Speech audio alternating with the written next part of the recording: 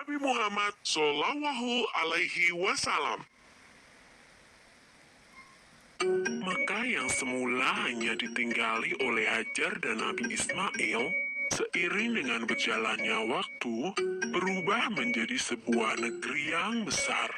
Berkat doa Nabi Ibrahim, negeri itu sungguh mendapatkan berkah dari Allah. Masyarakatnya hidup dalam kecukupan dan sejahtera.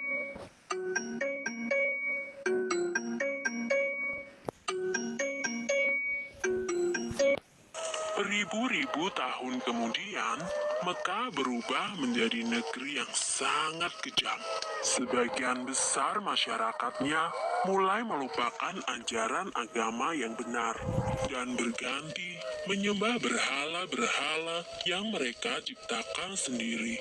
Di antaranya adalah Saman, Watan, Rusun, dan masih banyak lainnya.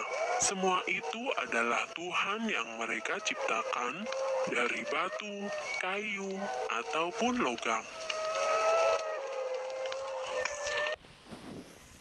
Kaum Quraisy menganggap harta adalah segalanya.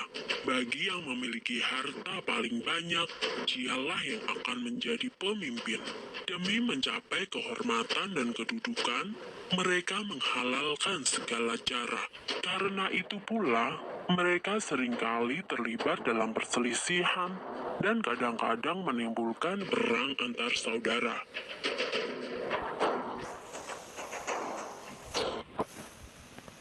Bukan hanya Tuhan mereka saja yang berubah, sifat dan perilaku masyarakatnya pun juga berubah. Kaum Quraisy yang secara turun-menurun menguasai Mekah dan Ka'bah mulai membentuk kelompok masing-masing. Mereka sangat berkuasa dan kaya raya.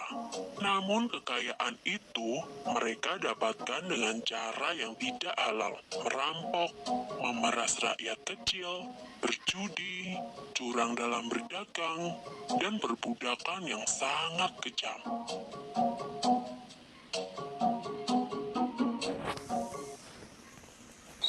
Zaman di mana kaum Quraisy hidup dengan cara yang kejam disebut zaman jahiliyah. Pada zaman itu, ada seorang wanita soleh bernama Aminah. Suaminya bernama Abdullah. Pada saat Aminah mengandung, sang suami jatuh sakit dan akhirnya pun meninggal dunia. Aminah merasa sangat sedih karena harus hidup sendirian. Pada suatu malam, ia bermimpi melihat bulan jatuh ke pangkuannya. Menurut ahli tafsir mimpi, kelak anak yang dikandung oleh Aminah akan menjadi orang yang dihormati.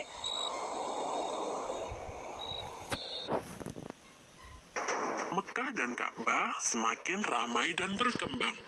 Orang dari segala penjuru selalu berkunjung ke Mekah untuk beribadah dan juga berdagang. Kemajuan Mekah membuat Abraha, seorang gubernur di Yaman, merasa kesal. Ia telah membuat rumah ibadah yang jauh lebih besar dan lebih megah daripada Ka'bah. Namun, tidak ada satupun orang yang mau beribadah ke Yaman.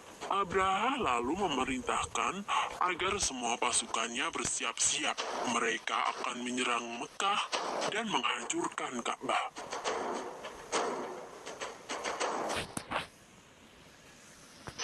Abraha dan pasukan bergajahnya menyerbu Mekah dengan penuh kesombongan.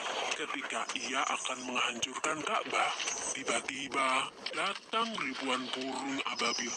Burung-burung itu membawa batu-batu berapi dari neraka.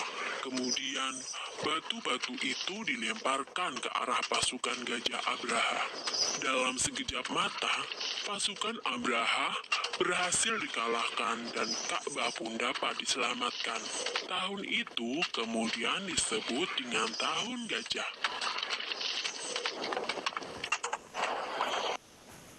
Pada tahun gajah itu pula, Aminah melahirkan putranya. Ia memberikan nama Muhammad, sebuah nama yang tidak lazim untuk anak-anak kaum Quraisy. Ialah Nabi Muhammad, nabi terakhir yang diutus oleh Allah. Ia dilahirkan pada hari Senin, 12 Rabiul Awal tahun gajah.